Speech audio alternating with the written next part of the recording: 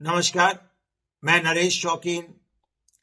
दोस्तों, मोदी राज यानी कि पिछले 10 साल के दौरान कांग्रेस को टाटा बाय बाय करने वाले पूर्व मुख्यमंत्रियों की लिस्ट में महाराष्ट्र के पूर्व सीएम अशोक चव्हाण का 9वां नंबर है।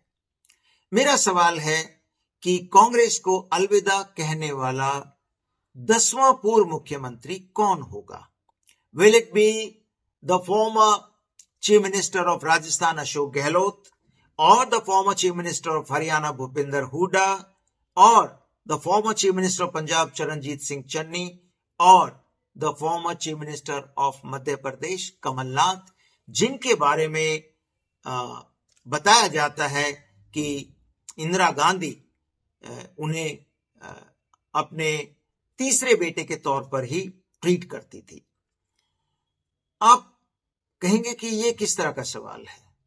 ये भला कैसे संभव है कि गहलोत, हुडा, सरदार चरणजीत सिंह चन्नी या कमलनाथ जैसे दिग्गज कांग्रेस नेता पाला बदलने, पार्टी छोड़कर बीजेपी में चले जाएं? तो मेरा काउंटर क्वेश्चन होगा कि किसने सोचा था कि अशोक चव्हाण, जिन्हें कांग्रेस ने महाराष्ट्र का मुख्यमंत्री बनाया, जिनके पिता श्री शंकर राव चौहान को कांग्रेस ने 2 बार महाराष्ट्र का चीफ मिनिस्टर बनाया और सेंटर में कैबिनेट मिनिस्टर बनाया, वो अशोक चव्हाण बीजेपी में चले जाएंगे? किसने सोचा था कि पंजाब के former chief minister captain Amarinder Singh वो बीजेपी में चले जाएंगे? किसने सोचा था कि गुलाम नबी आजाद, जेएनके के फॉर्मर चीफ मिनिस्टर और गांधी परिवार के बेहद करीबी, वो कांग्रेस को अलविदा कह देंगे? पिछले 10 साल में 9 former chief ministers have quit the Congress party. मेरा ये कोई दावा नहीं है दोस्तों कि मुझे विश्वस्त सूत्रों से ज्ञात हुआ है कि ये दिग्गज नेता कांग्रेस को छोड़ने की योजना बना रहे हैं या बीजेपी में जाएंगे। मेरा बस एक अनुमान है, एक राजनीति में जो पैटर्न चल रहा है उसकी बुनियाद पर, उसकी बिना पर भारत सरकार ने, आपको याद होगा, हाल ही में एक व्हाइट पेपर जारी किया था। उस व्हाइट पेपर में आदर्श घोटाला जिसमें सुना है कि अशोक चव्हाण भी इन्वॉल्व हैं, उसका जिक्र था। व्हाइट पेपर के जारी होने के 3 दिनों के भीतर Ashok Chavan resign from Congress and the rest is history. Ashok Gehlot के बेटे वैभव गहलोत, पंजाब के former chief minister Charanjit Singh Channi, Haryana के former chief minister Bhupendra Hooda या मध्य प्रदेश के फॉर्मर चीफ मिनिस्टर कमलनाथ, इन चारों बड़े नेताओं के पीछे या तो ईडी है या इनकम टैक्स डिपार्टमेंट है।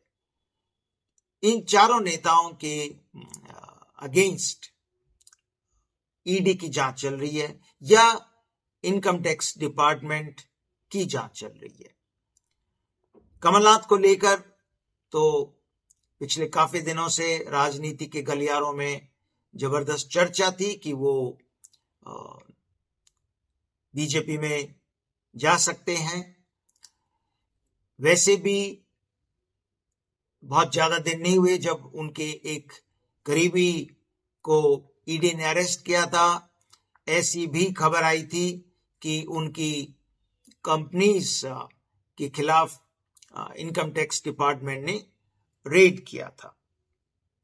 तो इस पैटर्न को देखते हुए कि पहले किसी बड़े नेता के खिलाफ ईडी जांच करती है और कुछ दिनों बाद ऐसा देखा गया है कि वह नेता अपनी पार्टी छोड़कर सत्ताधारी दल में चला जाता है। जाहिर है कि विचारधारा अब कोई दलों के बीच में अवरोध नहीं है, कोई बैरियर नहीं है। विचारधारा करीब करीब सभी नेताओं की अब ये है कि अपना पॉलिटिकल सर्वाइवल होना चाहिए, सत्ता के करीब होना चाहिए, सत्ताधारी दल में होना चाहिए। कोई दल, कोई पार्टी अब ये दावा नहीं कर सकती कि वह पार्टी विद अ डिफरेंस है।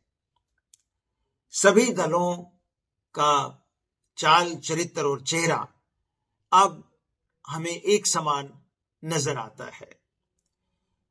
कांग्रेस के ये दिग्गज जिनका मैंने जिक्र किया है, वो पाला बदलेंगे या नहीं, ये तो वक्त बताएगा।